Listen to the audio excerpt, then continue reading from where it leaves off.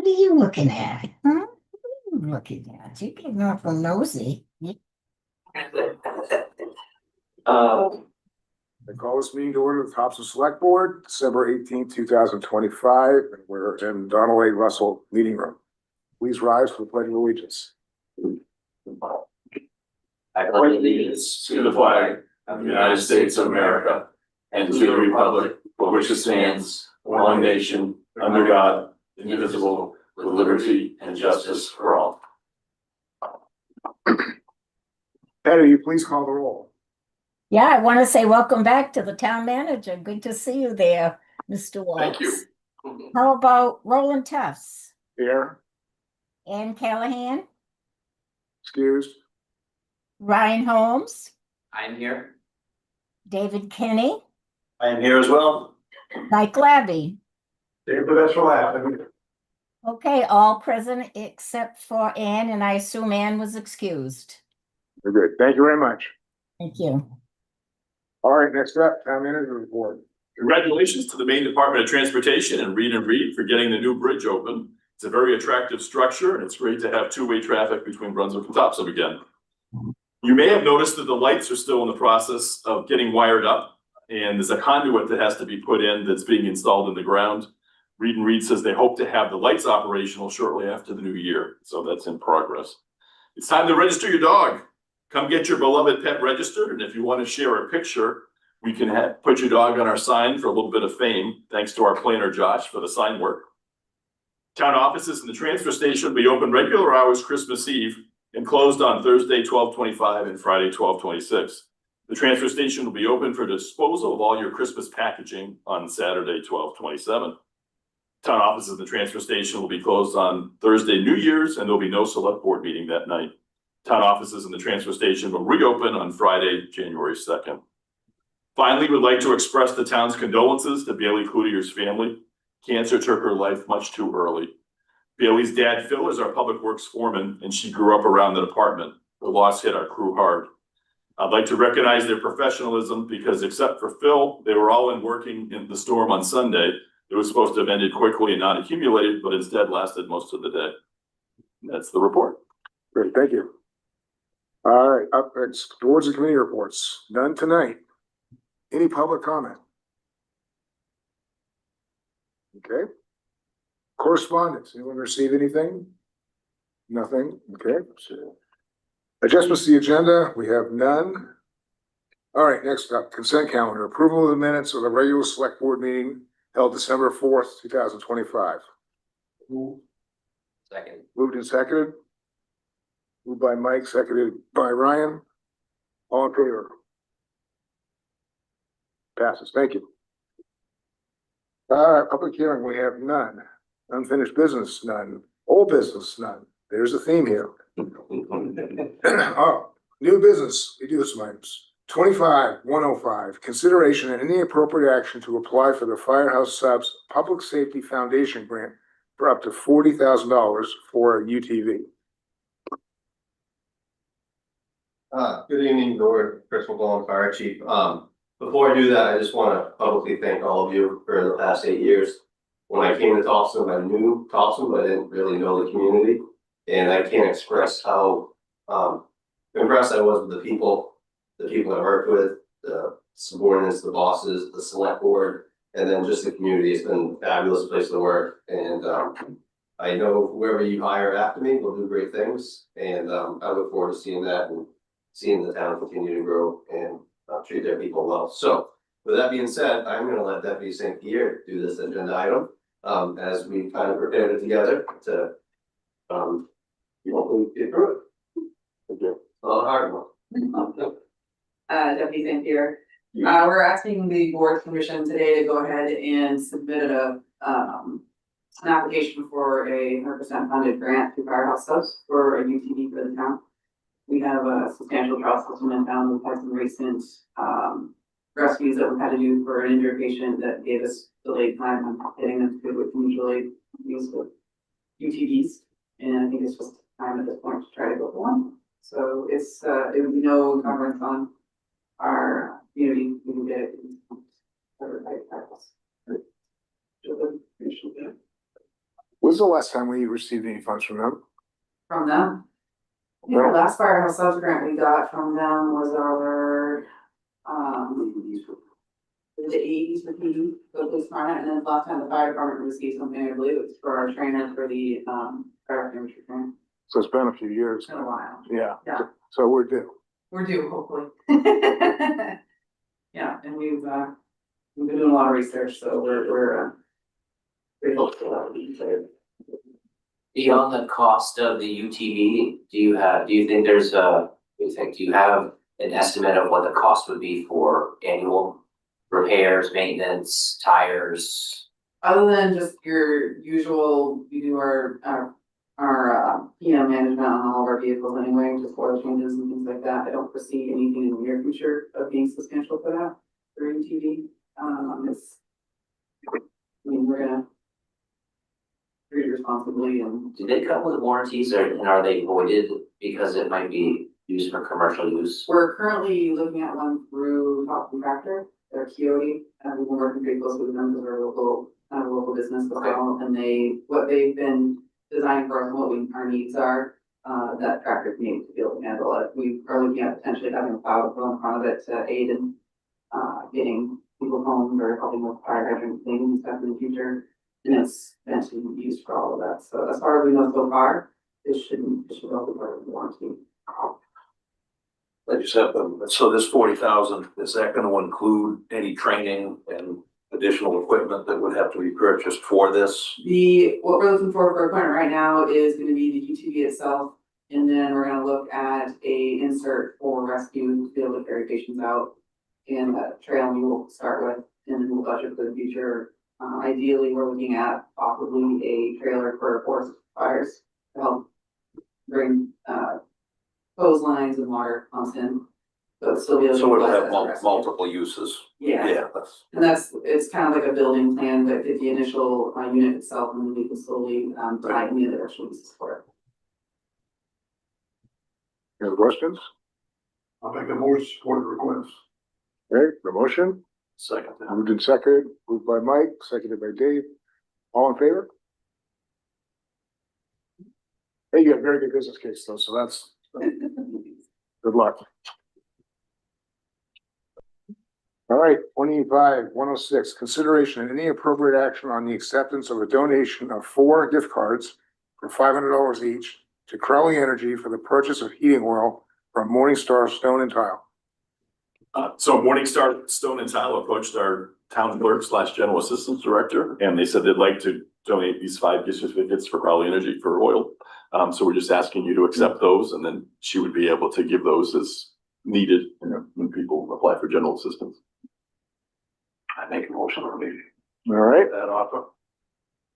Second down. all right, moved by Dave, seconded by Mike. All in favor? Great. Brian, David, Boyd, singing. Yeah. Just excited that he's calling your names out. I would be so happy. But you don't see the like marshmallow poking over there. Yeah. All right, 25-107, consideration and any appropriate action on the appointment of Benjamin Watley and Nadia Rayner to the Bicycle and Pedestrian Committee. We interviewed 2 candidates this evening for the Bike Ped Committee, Ben Watley and Nadia Raynor. Both candidates are very qualified candidates, both are very passionate about wanting to see the safety of pedestrians. And I would say that I would make a motion that we accept Ben Watley and Nadia Raynor to the Bicycle and Pedestrian Committee. Okay, I would second that. all right, moved by Ryan, seconded by Dave, all in favor? And carries. 25-108, consideration and any appropriate action on contracting with Linda Dumont for consulting services on general assistance matters. So, our new general assistance director, Amanda Campbell, has been to some state training, but hasn't had a lot of experience doing the general assistance applications because we haven't a lot of requests. It's really important to get them right when you make the decisions, because the state will reimburse 70% of what we give to help people out if we do it right. If we don't do it, we may not get reimbursed. Also, there's a lot of regulations on making sure that we respond to people a certain amount of time. get certain amount of information. Linda is, I'd say, an expert, probably one of the best in the state at doing it. So what we'd like to do is have her, and she's willing to do so, available as a resource to Amanda, for at least the first 8 weeks or so that Amanda's doing it. The price she and I talked about was basically $120 a week, total of $960, to be available for consulting. We're thinking around 2 hours, but we're not making an hourly rate out of it. It's just a flat fee for being able to answer calls. Could be answering calls for questions, could be coming in to do some training with Amanda or her backup, who's going to be Elizabeth, the community paramedic. Or it could be actually coming in if there's a particularly complex request or something, coming in, sitting and helping with the request. So we'd like the authority to do that. We'd take the money out of the personnel budget that we used for the clerk's office last GA. There's enough there to do it. Would it be wise to assess potentially is the key word, an hourly rate for her for something that may come up beyond the 8 weeks? I think Linda's a very giving person, and she's not going to leave us high and dry. She's very loyal to. So if it comes beyond the 8 weeks, we could certainly, I'm sure she'd be available, maybe not even for a charge or something, but I think we could certainly extend this if we needed to at that point. I haven't wanted to do it as an hourly rate or make her an employee because of the fact she's now retired. And Maine PERS has this retire, rehire thing that you have to pay like a penalty for. So that's why I haven't wanted to get it down as an employee. I'd rather do a separate 1099 independent contractor basis and just pay her a lump sum for consulting. Perfect. Do we have any agreement on paper for that, or? We will. We will, okay. So, You get a very smart move. Yeah. How, we're gonna do that. Okay, we have a motion. Yeah, I would just add that with that latitude to extend that if we need to. So good. Yeah, I'll second. All right, moved by Mike, seconded by Dave, all in favor? Whoa. All right, 25-109, consideration and any appropriate action to select a Tedford Road sidewalk engineering proposal.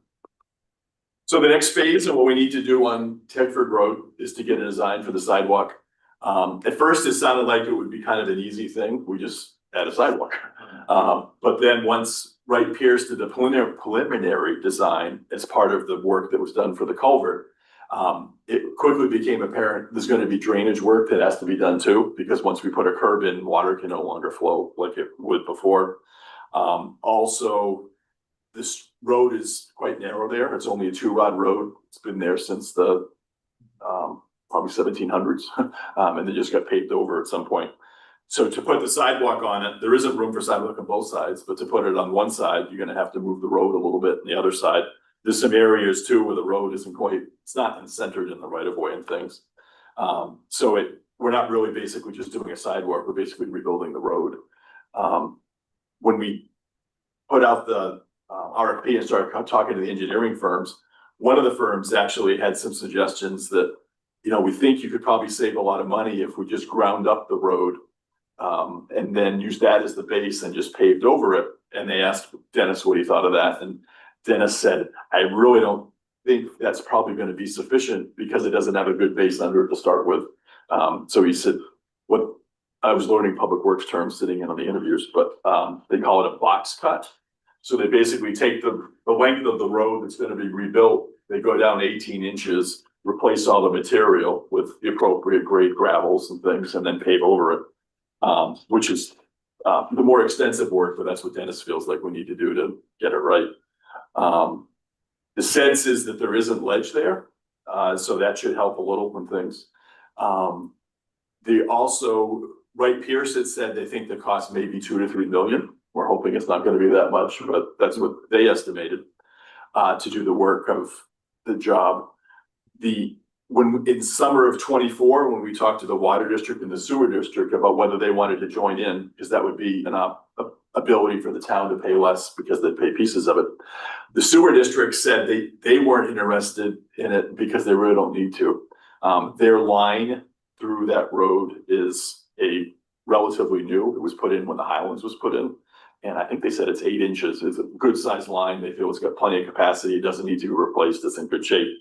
The water district said they felt like they were going to be at some point replacing that water line, but they weren't sure that they were ready to do it. And they said, at least at that point, they weren't. Now we're hearing they may be thinking that they're going to join in and want to do it. So that may be help paying some of the costs. So that's kind of the background of what needs to be done and the fact it's a significant project. When we wrote the specifications, we also added in that there'd be an option that we could accept if we wanted for construction monitoring. But we also know that this may not happen this year. You know, we're about to go into the budget process and y'all will have the opportunity to weigh in and see how much you think you want to spend on capital. We're gonna have some money left over from this year. We have 300,000 that we set aside of surplus 2 years ago to Tedford Road construction. So if the estimate of the engineer, once they've done the design, comes in somewhere in the neighborhood of $1 million or a little more, we probably could do it this coming summer. If it comes in as early as going to be a $3 million project, we'll probably end up having to put money aside this year and then wait till summer of 27 or something. So that's all yet to be determined, but we wanted that option to have the work supervised. So with all that said, we wanted to sit down with all 3 engineering firms and make sure that they had an understanding of what we were looking for. We understood what they were offering. And we asked all of them, is it please read the other one's submissions. So that, because we're going to ask you why yours, because they're radically different, 136,000 versus a little under 50,000. So Dennis, Jeff, myself, and actually one of our deputy public works director candidates, who's an engineer, did all the interviews and sat through them. In the end, we feel confident that any of them could do a good job, but we felt the most comfortable with BH2M. They've been doing quite a bit of work in Bedford, some in Gorham and things.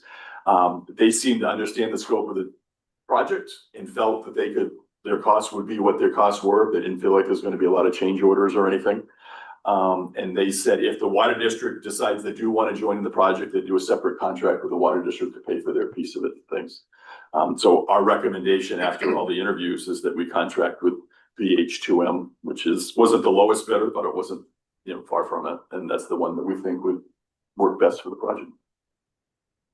When I initially looked through all the bids, that was my thing as well. I looked at them and was impressed by what they had to offer.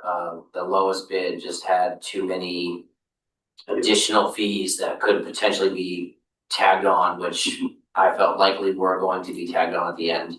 And seeing where Wright Pierce came in, I agree with you guys 100%. We did ask the lowest bidder about some of that. This firm is trying to move more into Maine and usually does work in Massachusetts. And he said Massachusetts is so litigious, that's why they put a lot of those in. We went through, or he asked us to go through each one with him, and he agreed that some of them we already had what he needed and stuff. So in the end, most of those probably wouldn't have applied, but good point. And BH2M, their answer was, no, we think we've quoted what we want, what we need. And if for some reason there's one of these unforeseen things, we can probably work with you and it's not going to cost you anything extra. So. It was great reading. Is there a timeline on when the water district has to decide whether they want to be in or not? My only concern would be doing this project and then digging the road up again, once it's done. We actually have moratoriums in our streets. So that I think it's 5 years after construction. Once we paid for pavement, someone can't get into again. You guys, if you needed to or wanted to, right, could adjust that.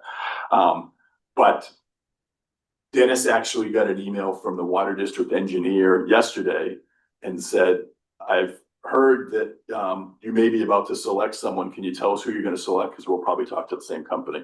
So if you make the decision tonight that you want B2HM, we're going to tell the water district. And then those discussions will start immediately. So you don't have to worry.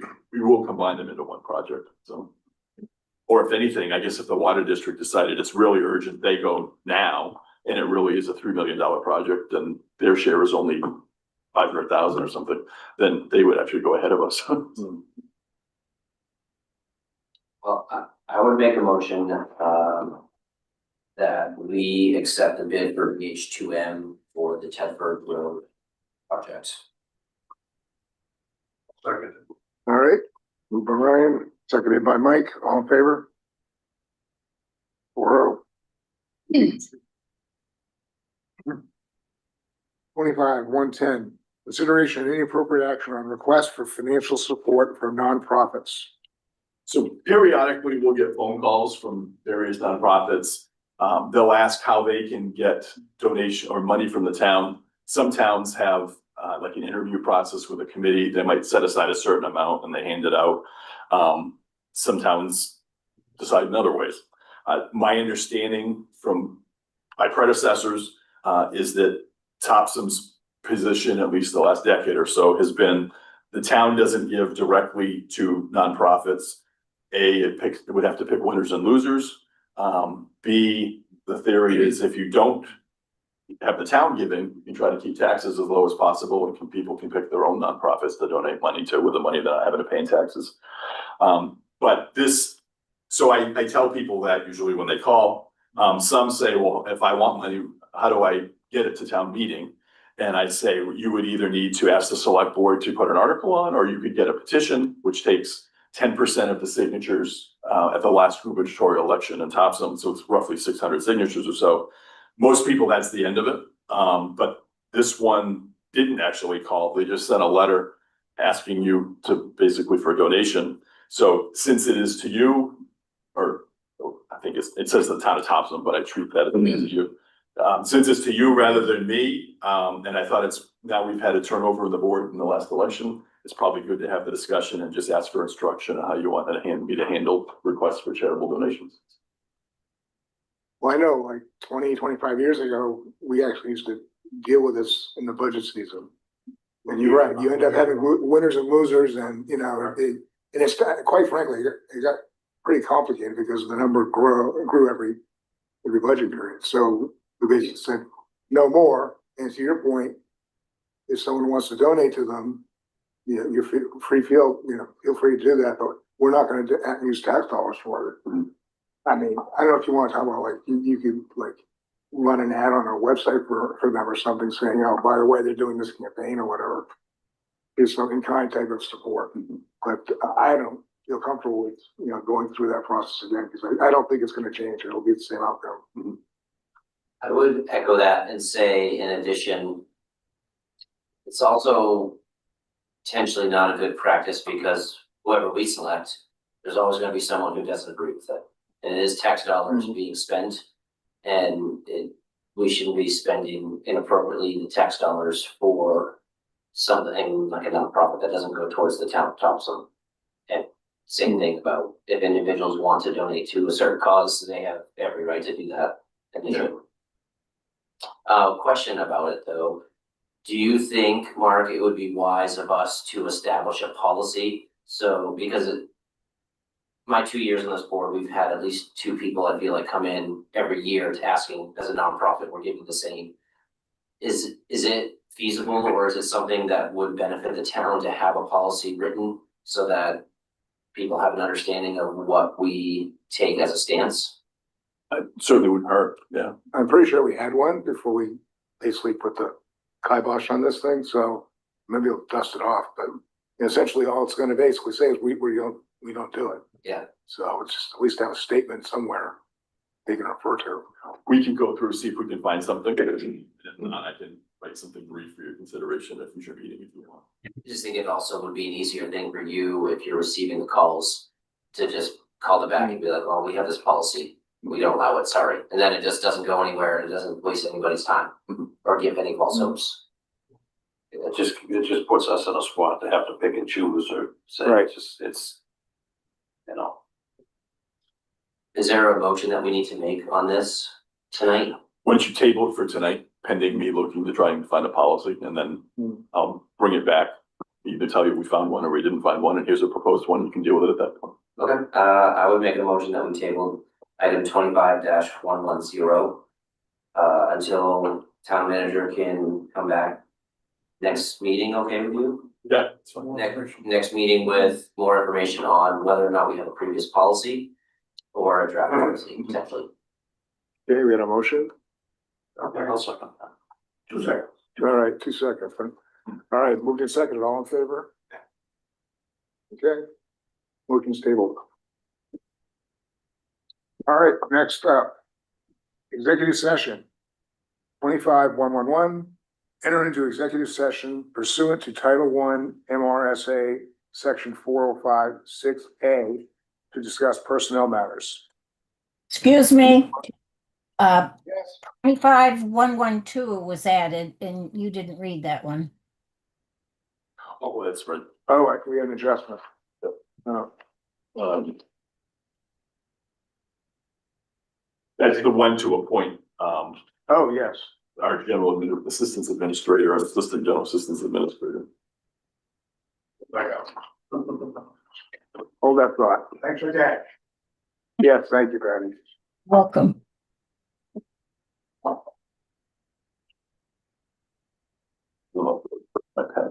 If you want, you can just say 25-112, motion to appoint general assistance administrator. All right, Right here. Okay. I got it. All right.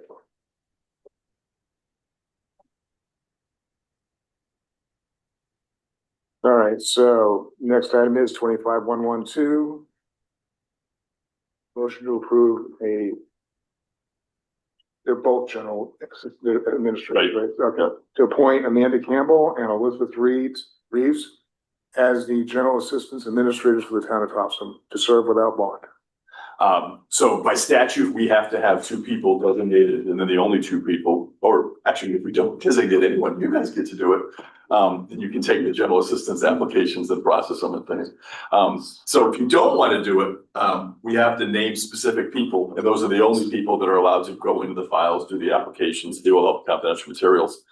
The statute also says you're supposed to determine how much bond you want from them.